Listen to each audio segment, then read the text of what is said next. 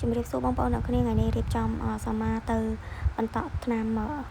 គ្រុនស្វិតដៃជើងអញ្ចឹងណាបងប្អូនដោយសារតាក្រសួងសុខាភិបាលគឺបានប្រកាសដើម្បីឲ្យក្មេងក្រោមអាយុ5ឆ្នាំគឺទៅបន្តទាំងអស់គ្នាអញ្ចឹងណាបងប្អូនដោយសារតាឥឡូវមានជំងឺ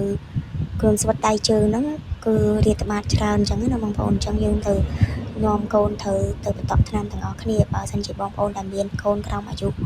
5ឆ្នាំអញ្ចឹងណាបងប្អូនគឺបន្តតាមមណ្ឌលឬក៏តាមភូមិអញ្ចឹងណាបងប្អូនគឺចាក់លើកទី1គឺថ្ងៃ30ខែ3រហូតដល់ថ្ងៃ10មេសានឹងចាក់លើកទី2ថ្ងៃ4ឧសភាដល់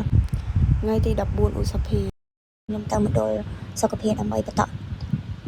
បាក់សាំងអញ្ចឹងណាបងប្អូនតែនៅពេលដែលយើងទៅដល់មណ្ឌលសុខភាពគឺខាងមណ្ឌលសុខភាពគាត់ថាឲ្យយើងទៅចាក់នៅតាមភូមិអញ្ចឹងណាដោយសារ